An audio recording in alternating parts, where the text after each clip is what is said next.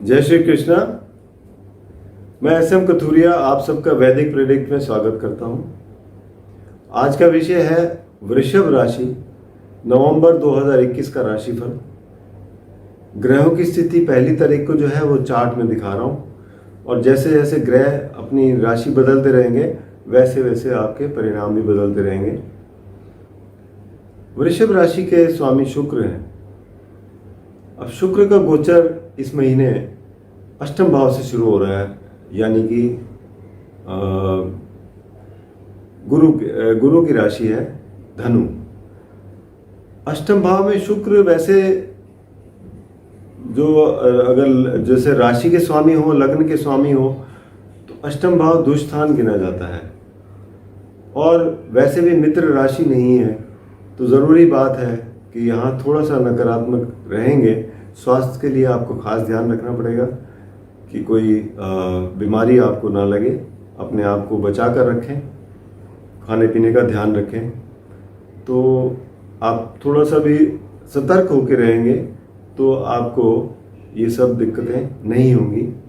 जहाँ तक धन की बात है, तो धन भाव के स्वामी जो हैं वो हैं बुध की स्थिति जो शुरू हो रही है वो तो कन्या राशि से हो रही है, लेकिन यहाँ पर ये 2 तारीख को तुला राशि में आ जाएंगे, यानी कि छठे भाव में आ जाएंगे और बैठेंगे मंगल और सूर्य के साथ। तो थोड़ा सा स्थिति यहाँ भी कमज़ोर हो रही है, लेकिन राहु की उपस्थिति आपकी राशि में वो भी साथ में ये बता रही है कि आप स्वास्थ्य का ज़रूर ध्यान रखें। वायरल फीवर और ये सब चीज़ें बहुत फैलती हैं इस महीने में, तो इन सब चीज़ों का, क्योंकि ठंड की शुरुआत है, साथ में त्योहारों का भी सीज़न है, तो इस सब बातों का ध्यान रखना है। देखिए, महीने के शुरू से ही इतने त्यौहार हैं। 2 तारीख को धनतेरस है, 4 को दीपावली है, 10 को छठ पूजा है, उसके बाद देव उठनी एकादशी है, कार्तिक पूर्णिमा है। तो इतने सारे त्योहारों के बीच में आपको सेलिब्रेट भी करना है, तो आप अपने स्वास्थ्य का ज़रूर ध्यान रखें ताकि आपको परेशानियां ना फेस करनी पड़ें। इसी तरीके से बुध की भी स्थिति कुछ थोड़ी सी नरम सी बनी हुई है। तो हालांकि बुध जो है वो बहुत तेज़ी से आगे बढ़ेंगे इस महीने, और 20 तारीख को ये बढ़ते हुए सप्तम भाव में आ जाएंगे वृश्चिक राशि में, जहाँ पर केतु के साथ ज्वाइन करेंगे और सूर्य भी वहीं आ जाएंगे। तो भी केतु के साथ भी यहाँ स्थिति उतनी अच्छी नहीं बनती है, तो इसलिए आपको थोड़ा सा ध्यान रखने की ज़रूरत है, धन के मामले में भी और स्वास्थ्य के मामले में भी। तीसरे घर की बात करें तो यहाँ पर जो राशि है वो है आपकी कर्क राशि है, और कर्क राशि के स्वामी हैं चंद्र, जो कि चौथे भाव से अपना गोचर शुरू कर रहे हैं। तीसरा भाव होता है आपका छोटे भाई बहनों का, आपके संचार का, छोटी यात्राओं का, आपकी क्रिएटिविटी वगैरह का, और इससे गले वगैरह को भी हम देखते हैं। तो यहाँ चंद्र की स्थिति अच्छी है, चौथे भाव में सूर्य की राशि में है, तो यहाँ परिणाम अच्छे मिलेंगे आपको, कोई दिक्कत की बात नहीं है। चौथे भाव से आप देखते हैं अपने प्रॉपर्टी के मामले, माँ की सेहत का मामला हो या वाहन का मामला हो, तो यहाँ आपको कोई दिक्कत नहीं है, सामान्य परिणाम मिलेंगे। पंचम भाव की बात करें तो पंचम भाव में यहाँ पर राशि जो है वो कन्या राशि है, बुध की है। बुध की जैसे मैंने बताया कि थोड़ा नर्म स्थिति है, तो यहाँ आपको भी जो लोग शिक्षा क्षेत्र में हैं, बच्चे जो पढ़ाई कर रहे हैं, उनको थोड़ा अधिक मेहनत करने की ज़रूरत है, क्योंकि वैसे भी त्योहारों का मौसम है, आपको समय भी निकालना पड़ेगा, त्यौहार भी एंजॉय करने हैं। तो ये सब आपके लिए थोड़ा सा आपको समन्वय बनाना पड़ेगा, बैलेंस करना पड़ेगा, तभी आपके लिए ठीक रहेगा। वरना आपको ये है कि आपके ऊपर प्रेशर बढ़ जाएगा और आप आगे चलकर उसको थोड़ा सा स्ट्रेस में आ सकते हैं। इस बात का ध्यान रखें।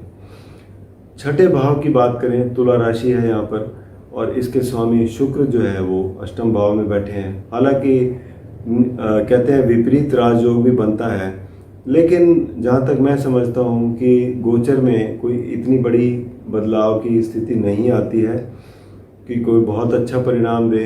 लेकिन क्योंकि एक तो मित्र राशि में नहीं है और लग्न के भी स्वामी हैं, छठे भाव के भी स्वामी हैं, तो कुल मिलाकर शुक्र की स्थिति भी थोड़ी सी नाजुक सी बनी हुई है। आपको हो सकता है कि स्वास्थ्य का ज़्यादा ध्यान रखना पड़ेगा।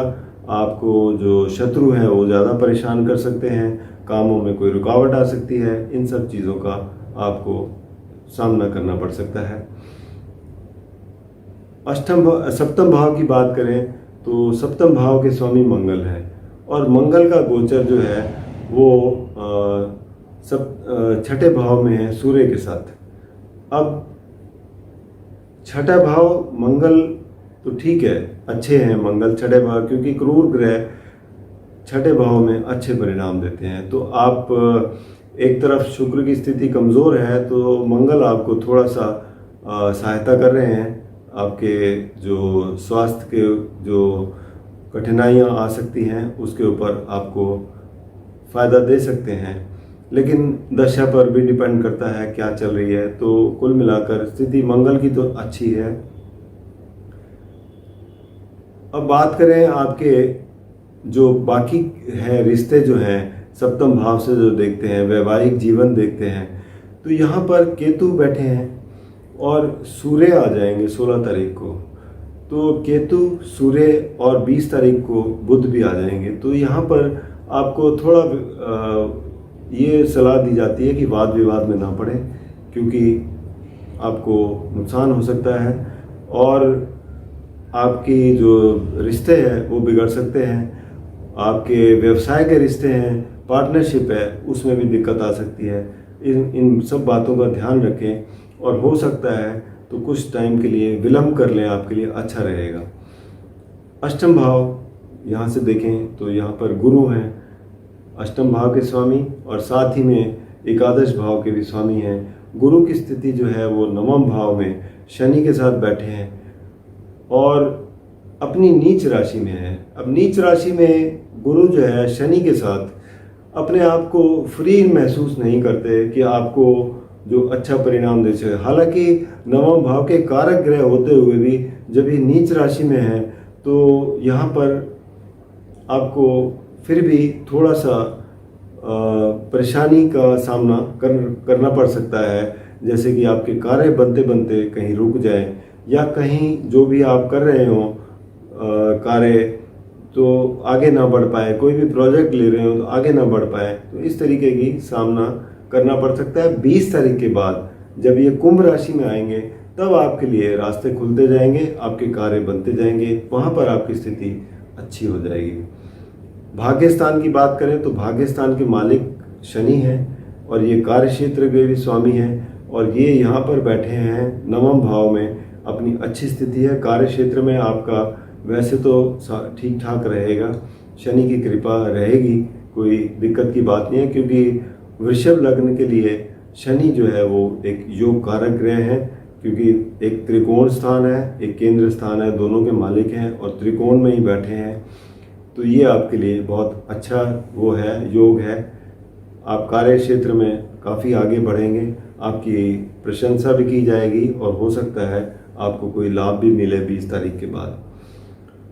अब कार्य क्षेत्र की बात हो गई, अब बात करें आपके एकादश भाव की, तो एकादश भाव के स्वामी गुरु ही हैं। गुरु की स्थिति 20 तारीख के बाद अच्छी हो रही है, तो इसका मतलब लाभ भी आपको 20 तारीख के बाद अच्छे मिलने शुरू हो जाएंगे। तब तक आप इंतज़ार करें, कोई ऐसा काम ना करें जिससे आपको कोई नुकसान उठाना पड़े। अब बात करें आपके द्वादश भाव की, तो द्वादश भाव के स्वामी मंगल है। मंगल की स्थिति छठे भाव में है, द्वादश भाव पूरी नज़र बनी हुई है। तो कहने का मतलब ये है कि आपके खर्चों में ज़रूर वृद्धि होगी, क्योंकि त्योहारों का भी मौसम है। आय तो ठीक है, आय तो बनेगी, लेकिन उतनी नहीं बनेगी, खर्चे अधिक रहेंगे। तो ये महीने वृषभ राशि वालों के लिए देखा जाए निचोड़ में तो आपके लिए कार्य क्षेत्र की स्थिति अच्छी है। फायदे की स्थिति बनेगी 20 तारीख के बाद। और सिर्फ आपको ध्यान रखना है अपने सप्तम भाव के रिश्ते नातों के लिए, और बिजनेस वाले जो हैं वो अपनी पार्टनरशिप पर ध्यान दें। अगर कोई नया काम नया इन्वेस्ट कर रहे हैं तो वहाँ पर थोड़ा रुक जाएं, तो ये आपके लिए सलाह है। बाकी आपके लिए अगर व्यक्तिगत रूप में कोई समस्या आ रही है तो आप नीचे दिए गए नंबर पर संपर्क कर सकते हैं या वैदिकप्रेरिक.com पर लॉगिन कर सकते हैं। उपाय के तौर पर वृषभ राशि वाले शुक्रवार को खटाई का इस्तेमाल ना करें, नमक का प्रयोग ना करें, और साथ ही में गाय की सेवा करें। ये आपके लिए बहुत अच्छा रहेगा। छोटे छोटे उपाय होते हैं जिनसे बड़ा फ़ायदा होता है। और अंत में आपसे ये है कि अगर आपने चैनल को सब्सक्राइब नहीं किया तो कृपया सब्सक्राइब करके बेल आइकन ज़रूर दबाएं, ताकि आने वाली सब वीडियो आपको सीधी पहुंच जाए। और अगर आपको पसंद आए तो मित्रों में ज़रूर शेयर करें। धन्यवाद।